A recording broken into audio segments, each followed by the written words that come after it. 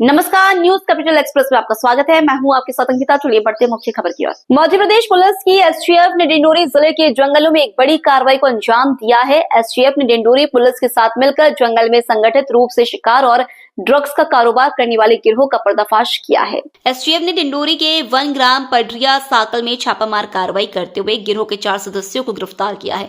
आरोपियों के कब्जे से 940 किलो गांजा, 8 धारदार चाकू और वन्य जीवों के शिकार में इस्तेमाल होने वाले 52 बम बरामद किए हैं।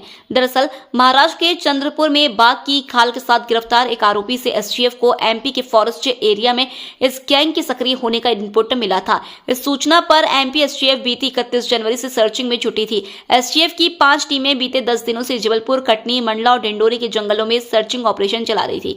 इस बीच एसटीएफ को डिंडोरी के जंगलों में इस गैंग के होने की सूचना मिली। सूचना पर 1 ग्राम पडरिया साकल में छापामार कार्रवाई की गई। यहां मिले 4 आरोपियों की निशानदेही पर जब जमीन को खोदा गया तो यहां 940 किलो गांजे सहित बम और धारदार हथियार छिपा कर रखे गए थे। पूछताछ में पता चला है कि आरोपी गांजे और वन्य जीवों के अंगों से तस्करी करते थे। आरोपी उड़ीसा से छत्तीसगढ़ के जंगलों के रास्ते गांजे की खेप एमपी लाया करते थे और उन्हें सीमावर्ती जिलों के जंगलों में छुपा दिया करते थे। इसके अलावा देसी बम बनाकर आरोपी वन्य जीवों का शिकार किया करते थे। आरोपी मोटरसाइकिलों के जरिए गांजे और वन्य जीवों के अंगों की सप्लाई किया करते थे। आरोपियों के पास से कुल 4 करोड़ रुपयों का मशरूका बरामद हुआ है, जिसमें 940 किलोग्राम गांजा, 52 जिंदा बम, 8 बड़े चाकू और 12 मोटरसाइकिल शामिल है। फिलहाल एसटीएफ आरोपियों को अदालत से रिमांड पर लेने जा रही है ताकि इस गिरोह के बाकी सदस्यों तक पहुंचा जा सके। एसटीएफ की टीम ये आपके परिचय के लिए है। सबसे इम्पोर्टेंट ये है कि जो मुख्यमंत्री जी द्वारा नशे के विरुद्ध अभियान स्तर पर कार्रवाई के निर्देश थे, जिसी के तारतम्य में हमारे पुलिस महानिदेशक महोदय द्वारा लिप्त हैं इनकी पतारसी करना अवैध। हम लगातार इस पर काम कर रहे हैं। एक्चुअल एसटीएफ का जो मोटो ही है हमारा कोई भी संगठित अपराध, ऑर्गेनाइज क्राइम जो गैंग द्वारा किया जाता है, तो एनी ऑर्गेनाइज क्राइम वो हमारे एसटीएफ के मोटो का हो या अन्य हो, सभी संगठित अपराध के बारे में टीम अभियान स्तर पर काम कर रही है, जिसके लिए हमारे special DG STF Pankaj Kumar Shrivastava sir हैं। उनने STF Madhya Pradesh STF chief Pankaj Kumar Shrivastava जो स्पेशल डीजी, उनके निर्देश पर हमारी एसटीएफ इकाई जबलपुर द्वारा कटनी, मंडला, डिंडोरी के जंगलों में सर्चिंग करते हुए वन्य जीव और गांजे की अवैध तस्करी में इन्वॉल्व जो वांटेड लोग थे, उनकी सर्चिंग पर से उनको ट्रैक करके उनके अड्डे पर कार्रवाई की है। इसमें 900 किलो से अधिक गांजा के साथ साथ धारादार हथियार, 52 एक्सप्लोसिव बम जो वन्य जीवों के शिकार में उपयोग में आते हैं, पकड़े हैं। इनसे पूछताछ में जो तथ्य निकल के आया कि ये लोग महाराष्ट्र, झारखंड, छत्तीसगढ़, मध्य प्रदेश में सक्रिय हैं। इनके बारे में पहला जो इनपुट मिला था वो चंद्रपुर महाराष्ट्र में एक आरोपी पकड़ा, उसकी पूछताछ में जो तथ्य निकल के आए थे उस पर मिला था, जिस पर 10 दिन से मध्य प्रदेश एसटीएफ की 5 टीमें इन 4 डिस्ट्रिक्ट कटनी, मंडला, डिंडोरी, अनूपपुर इन इलाकों में घूम रही थी। उसी सर्चिंग में ये लोग पकड़े गए। कितने आरोपी पकड़े गए हैं क्या? अभी तक 4 लोग जो है हिरासत में लेकर के कार्रवाई की गई है, लेकिन नंबर बढ़ेगी। मौके से ये लोग भाग गए हैं, उनको ट्रैक कर रहे हैं। जिनके ठिकाने से ये बड़ी मात्रा में गांजा मिला है वो सब आरोपी बनाए जाएंगे, आगे की कार्रवाई की जाएगी। लगभग कितना गांजा मिला है और इसकी अंतर्राष्ट्रीय बाजार में कीमत? हाँ, गांजा जैसे मैंने बताया कि 940 केजी गांजा, इसके अलावा एक्सप्लोसिव बम, धारादार हथियार, इनके साथ साथ बेशकीमती 12 दोपहिया वाहन वो भी मिले हैं जो हाई क्वालिटी के हैं। रेसिंग गाड़ियाँ हैं जिनका उपयोग वो इंटरस्टेट इस तरह के इलीगल मटेरियल के ट्रांसपोर्टेशन में कर रहे हैं। टोटल मिला के लगभग 4 करोड़ कीमत का मटेरियल रिकवर हुआ है। प्रयागराज की महाकुंभ में उमड़ी भीड़ से लगे जाम का मामला। देर रात जिला और पुलिस प्रशासन ने प्रयागराज जाने वाले मार्ग को खोल श्रद्धालुओं को किया रवाना। एडिशनल एसपी सोनाली दुबे ने बताया कि दक्षिण भारत, महाराष्ट्र और छत्तीसगढ़ से आने वाले श्रद्धालुओं के वाहनों को जबलपुर से कराया जा रहा है क्रॉस। फिलहाल जबलपुर से सीएसपी सुनील नेम ने संभाला मोर्चा। प्रयागराज की ओर जाने वाले मार्गों से जाम हटा। पुलिस प्रशासन का दावा, अभी रास्ता साफ लेकिन प्रयागराज से आने वाले आदेश पर कभी भी रोका जा सकता है ट्रैफिक। प्रयागराज जाने वाली गाड़ियों को रोका जाता है। देखिए, जो प्रयागराज में जो कुंभ लगा है वो लोगों की आस्था का विषय है। इसके कारण काफ़ी संख्या में लोग जो है वो स्नान करने जाना चाहते हैं। ये एक आपातकालीन परिस्थितियां निर्मित हुई है कि कुंभ की व्यवस्थाओं में यूपी की पुलिस ने अपनी बॉर्डर को कुछ देर के लिए ट्रैफिक के लिए रोका, क्योंकि वहाँ पर बहुत अत्यधिक संख्या में लोग आ चुके थे। उन्हें रोकने के कारण रीवा, मैहर और कटनी में लगातार जाम की स्थिति बनी थी। जो लोग फंसे थे, जब ये जानकारी आई तो तत्परता से जो मध्य प्रदेश की पुलिस है उसने स्टेक लिया था कि जो भी ज़िले आगे के पड़ते हैं वहाँ पर लोगों को फैसिलेट किया जाए, उन्हें रोककर इस बात की जानकारी दी जाए कि आगे ट्रैफिक जाम है, और उन्हें ऐसे स्थानों पर रोकने के प्रयास किए गए थे जहाँ पर उनको वॉशरूम, खाने की व्यवस्था, पीने के पानी की व्यवस्था की जा सके। अधिकतर ये सारी व्यवस्थाएं चूँकि टोल के आसपास होती हैं, इसीलिए उन्हें वहाँ रोककर उन्हें बताया गया है कि आगे की परिस्थितियाँ क्या हैं। यह एक चूँकि आपातकालीन स्थिति है, पुलिस की तरफ से मैं सभी लोगों से ये अपील कर रही हूँ कि वो कृपया पुलिस का सहयोग दें। हमने काफ़ी लोगों के गुस्से को झेला है इस दौरान, क्योंकि जब उन्हें रोका जा रहा है तो वो इस बात को समझने की बजाय कि उनके हित की है, वो काफ़ी क्रोधित हो रहे हैं। परंतु आगे स्थितियां ठीक नहीं होने के कारण ही पुलिस उन्हें रोक रही है। जैसे ही व्यवस्थाएं ठीक होगी, ट्रैफिक ठीक होगा, उन्हें तत्काल वापस जाने दिया जाएगा। तब तक वो पुलिस के साथ सहयोग बनाए, यही मेरी अपील है। अभी क्या स्थिति है? अभी वर्तमान में हम लोगों ने एक टेम्प्रेरी कंट्रोल रूम जबलपुर में बनाया है, जो कटनी, नरसिंहपुर और सिवनी जिलों से कनेक्टेड रहेगा। राजमार्ग से आने वाले ट्रैफिक को, मंडला से आने वाले ट्रैफिक को कब समय समय पर यहाँ से कटनी के लिए छोड़ना है, इसको हम कोऑर्डिनेट कर रहे हैं। वर्तमान में सभी जो वाहन है उन्हें सामान्य जो है भेजा जा रहा है अभी हमारे जबलपुर में, और जैसा कि अभी पता चला है कटनी, दोनों ही जगहों पर रास्तों पर रोका नहीं जा रहा है, ट्रैफिक को सुचारू रूप से चलाया जा रहा है। तो आगे में कब तक ये रोका रहेगा? ये परिस्थितियाँ सब कुछ यूपी पर जो भीड़ पहुंच रही है उसके ऊपर निर्भर करेगी। मध्य प्रदेश पुलिस के द्वारा यूपी पुलिस के साथ कोऑर्डिनेट करके ये सारी चीज़ें जो है वो लाइन अप किया जा रहा है कि कैसे वहाँ जो लोग हैं, जब वो संख्या वहाँ पर कम होगी तो यहाँ से धीरे धीरे कर हर ज़िले से ट्रैफिक को छोड़ा जाए। भोपाल संत कबीरदास मंदिर छाप मुगलिया भोपाल में जाटव समाज संभागीय समिति के अध्यक्ष पक्ष के चुनाव संपन्न हुए, जिसमें श्री नवीन जाटव को निर्विरोध संभागीय अध्यक्ष पद पर चुना गया एवं संभागीय अध्यक्ष की सहमति से श्री लक्ष्मी नारायण जाटव जी को उपाध्यक्ष पद पर नियुक्त किया गया। नवीन जाटव ने अध्यक्ष चुने जाने पर समाज का आभार व्यक्त किया एवं समाज को नई दिशा में आगे बढ़ाने के लिए प्रतिज्ञा ली। इस अवसर पर पूर्व संभागीय अध्यक्ष डॉक्टर संतोष जाटव ने कहा कि हम सब मिलकर समाज में एक नया कीर्तिमान स्थापित करेंगे। आप पूर्व में अध्यक्ष थे और बड़ा अच्छा काम किया समाज में, और आज निर्विरोध प्रवीण जी जो चुन के आए उनके साथ आज आप डेरा बड़ी।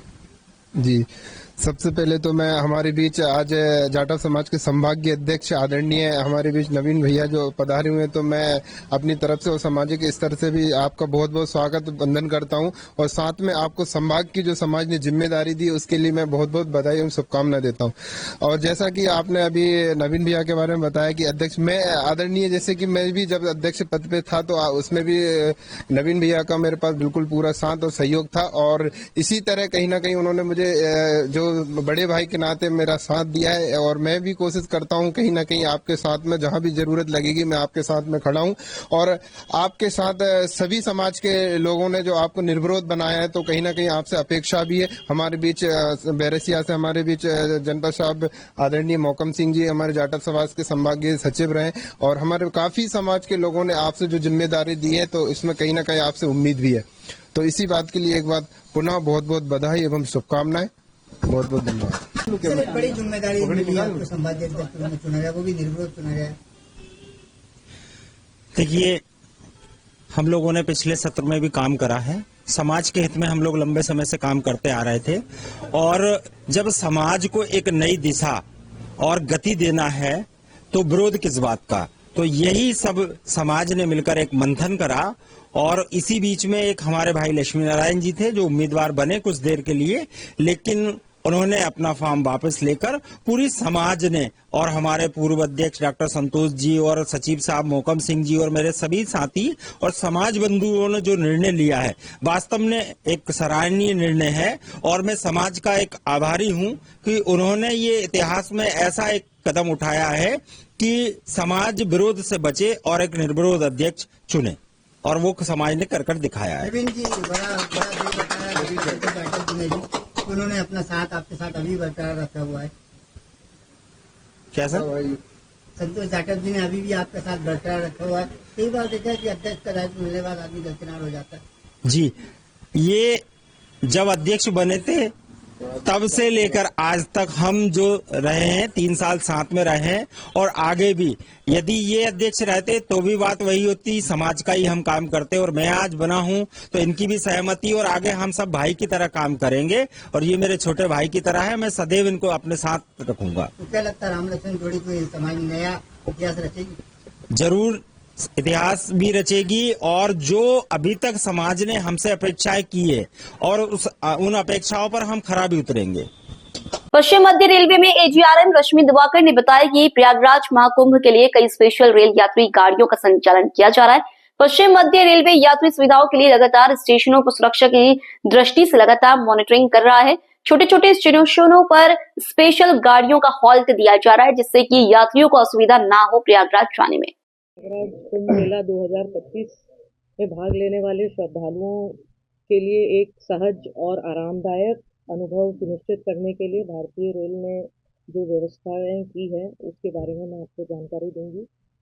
इसमें सबसे पहले तो विशेष रेलगाड़ियां भारतीय रेलवे ने यात्रियों की आमद को समायोजित करने के लिए कई विशेष रेलगाड़ियां चलाई हैं। ये रेलगाड़ियां विभिन्न गंतव्यों को प्रयागराज से जोड़ती हैं। कल दिनांक 9 फरवरी को प्रयागराज के सभी स्टेशनों से 12.5 लाख यात्रियों ने सफर किया है, और कल प्रयागराज के स्टेशनों से कुल 330 ट्रेनें चलाई गई हैं, जो किसी भी अन्य दिनों की अपेक्षा एक रिकॉर्ड है। आज 10 फरवरी अभी तक 191 ट्रेनें प्रयागराज के स्टेशनों से चलाई जा चुकी हैं, जिसमें 8 लाख से भी अधिक यात्रियों ने सफर किया है। और प्रयागराज के कुल 8 स्टेशनों से पूरे भारतवर्ष के लिए विशेष ट्रेनें चलाई जा रही हैं। ये स्टेशन है प्रयागराज जंक्शन, नैनी जंक्शन, प्रयागराज चौकी, सूबेदारगंज, प्रयाग जंक्शन, कफमाऊ जंक्शन, प्रयागराज, रामबन और झूंसी।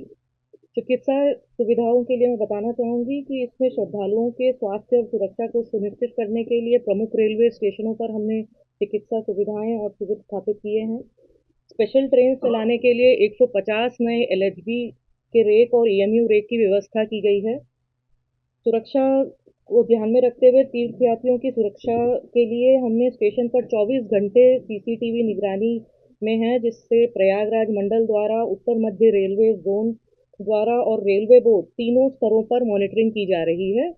सभी प्रमुख स्टेशनों पर अतिरिक्त रेल सुरक्षा बल की डिप्यूट की गई है, तैनाती की गई है। सभी बड़े स्टेशन पर रेलवे ट्रेनों के संबंध में उद्घोषणाएं की जा रही हैं। प्रयागराज स्टेशन पर महाप्रबंधक उत्तर मध्य रेल, मंडल रेल प्रबंधक प्रयागराज, मंडल रेल प्रबंधक वाराणसी, मंडल रेल प्रबंधक लखनऊ निरंतर कैंप कर रहे हैं। वे ये व्यवस्था है निरंतर मॉनिटर करने के लिए।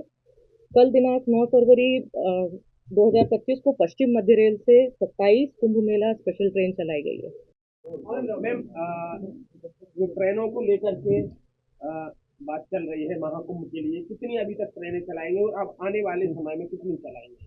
मैं लेटेस्ट कल का बता देती हूँ, जो मैंने अभी बताया कि 330 ट्रेनें कल 9 फरवरी को प्रयागराज से चलाई गई, जो अब तक का रिकॉर्ड है, जिसमें 12.5 लाख यात्रियों ने सफर किया है। और आज अब तक 191 ट्रेनें चलाई गई हैं, जिसमें करीब 8 लाख से भी अधिक यात्रियों ने सफर किया है। और हमने बाकी सारी सुविधाएं जैसे चिकित्सा सुविधाएं, सुरक्षा सुविधाएं, वो बहुत अच्छी तरीके से प्रोवाइड की हैं। एक्स्ट्रा अधिकारी और कर्मचारी लगाए गए हैं, डिप्यूट किए गए हैं। DRM द्वारा डायरेक्ट मॉनिटरिंग है, GM NCR द्वारा निरंतर कैंप किए जा रहे हैं। DRM Varanasi, DRM Lucknow, DRM Prayagraj वहाँ निरंतर कैंप करके वहाँ की जो भी व्यवस्थाएं हैं उनको डेली मॉनिटर कर रहे हैं। तो व्यवस्थाएं बहुत व्यापक दी गई है। अभी और कुछ ट्रेनें चलाई जाएंगी? एक ट्रेन चली है हमारे यहाँ, अभी एक ही ट्रेन हमारी चल रही है, RKMP बनारस।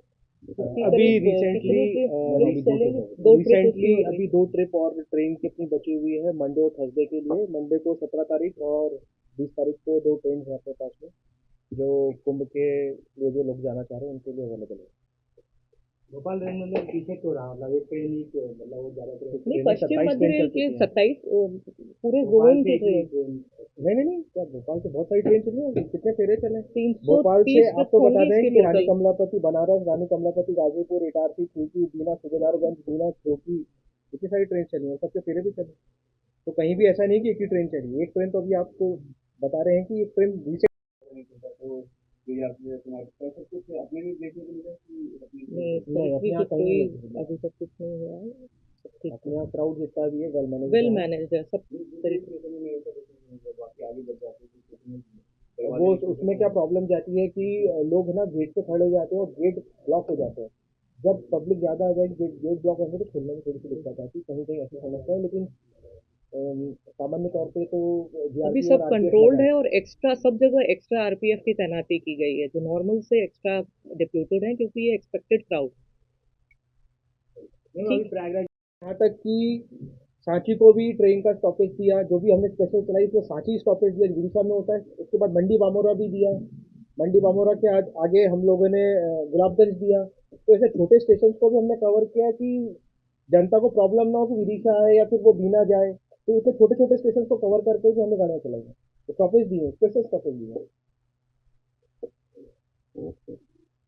और हमारे अधिकारी जबलपुर में समाजवादी पार्टी के कार्यकर्ताओं के द्वारा शाम 5 बजे के करीब मालवीय चौक में अमेरिका के राष्ट्रपति डोनाल्ड ट्रंप का विरोध कर पुतला जलाया गया। इस दौरान प्रदेश सचिव आशीष मिश्रा ने कहा कि जिस प्रकार से भारतीय को अमेरिका से अपमान कर अमानवीय पूर्ण तरीके से विमान में बेड़ी और हथकड़ियों में वापस भेजा गया, यह देश का अपमान और लज्जित करने वाली घटना है। इससे देश नहीं सहेगा। वहीं सरकार ऐसे भारतीयों को सम्मान पूर्वक वापस लाए जिन्हें अमेरिका अवैध प्रवासी बता रही है। वहीं सरकार इस मुद्दे को लेकर अमेरिका का ध्यान आकर्षण करे कि जिन भारतीयों को अमानवीय तरीके से भेजा गया है वह कोई आतंकवादी नहीं है।